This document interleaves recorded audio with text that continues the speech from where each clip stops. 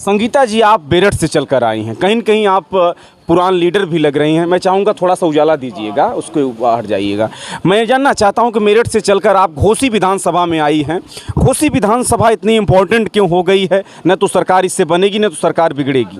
मैं आपसे जानना चाहता हूँ कि आप भी वहाँ से चली आएँ तो। ना सरकार बनेगी ना सरकार बिगड़ेगी, लेकिन एक एक सीट हमारी बहुत, ये समझ लिए, समाजवादी पार्टी के लिए एक मजबूत नींव का काम करेगी, जो आने वाले 24 के चुनाव में हमें साथ हैं। मेरठ से मेरे साथ आई हैं महानगर अध्यक्ष। हम लोग घरों के अंदर घुस के लोगों को बोल के आए कि एक एक वोट साइकिल पे जाना है, तो उन्होंने बोला कि आप नहीं भी आते तो भी हम साइकिल पे ही वोट देते हैं, हम सब साइकिल पे ही वोट देंगे। तो देख सकते हैं कि तालियों की गड़गड़ाहट है। मेरठ से चलकर संगीता जी पूर्व प्रत्याशी समाजवादी पार्टी की रही हैं। हालांकि लगातार पार्टी में सक्रिय भी हैं। बता रही हैं कि मैं समाजवादी पार्टी को मजबूत करने के लिए घोसी में मौजूद हूँ। दोस्तों नमस्कार, आप देख रहे हैं हिंदुस्तान की बात। मैं हूं आपके साथ रमन।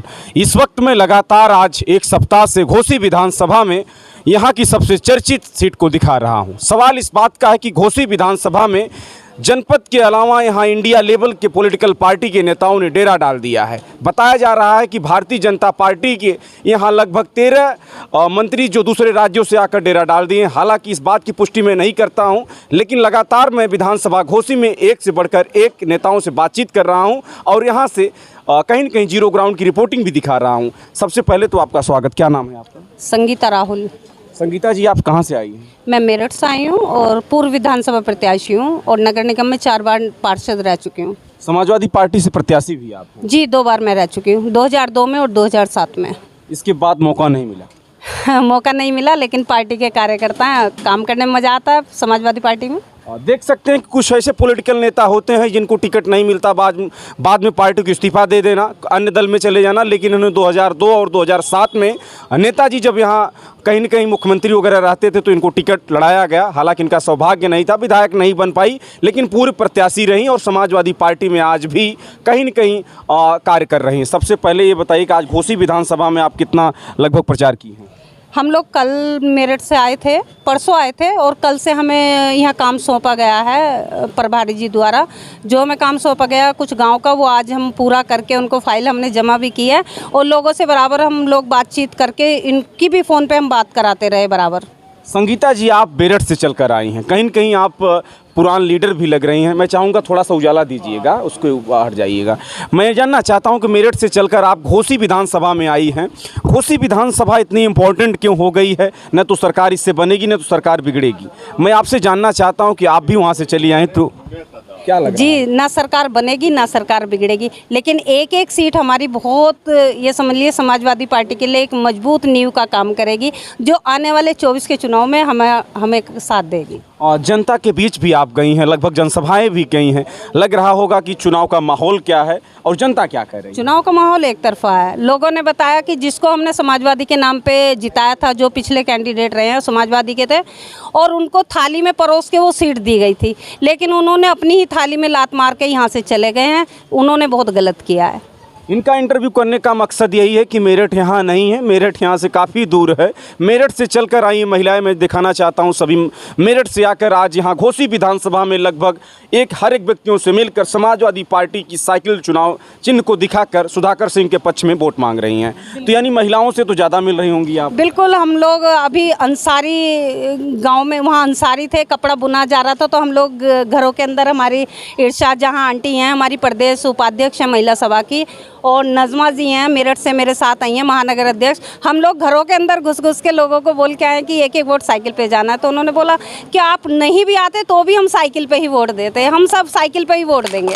तो देख सकते हैं कि तालियों की गड़गड़ाहट है। मेरठ से चलकर संगीता जी पूर्व प्रत्याशी समाजवादी पार्टी की रही हैं। हालांकि लगातार पार्टी में सक्रिय भी हैं। बता रही हैं कि मैं समाजवादी पार्टी को मजबूत करने के लिए घोसी में मौजूद हूं। मैं आपका भी स्वागत करना चाहूँगा। शुभ नाम आपका? मेरा नाम इरशाद जहाँ है बेटा।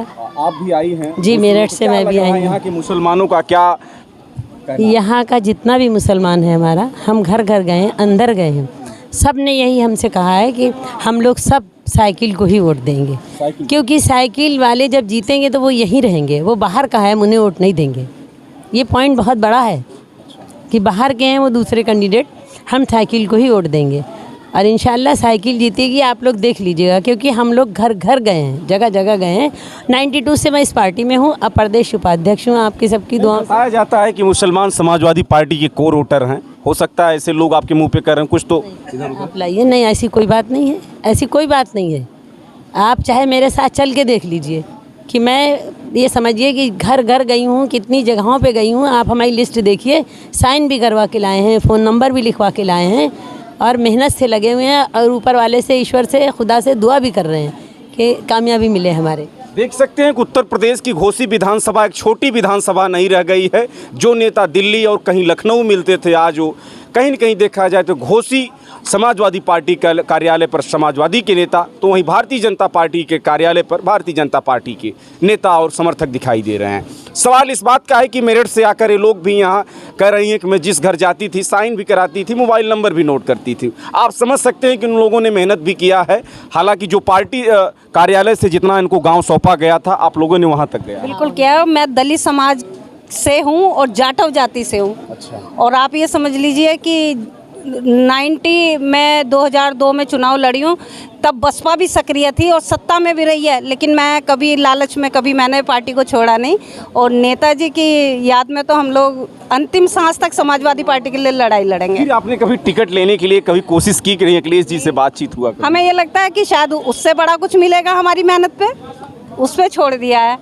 चलिए, मैं लगातार घोसी में मौजूद हूं, हर एक व्यक्तियों से लगातार यहां का ओपिनियन पोल बाई इलेक्शन 2023 का दिखा रहा हूं। सवाल इस बात का है कि दारा सिंह यहां से 1.5 साल नहीं बीता, समाजवादी पार्टी से इस्तीफा देकर भारतीय जनता पार्टी ज्वाइन कर लिए। इसके बाद यहां चुनाव में घमासान मचा हुआ है। ऐसे और पॉलिटिकल तमाम बड़ी खबरों को लेकर हाजिर रहूंगा। तब तक देखते रहें हिंदुस्तान की बात। जय हिंद, जय भारत।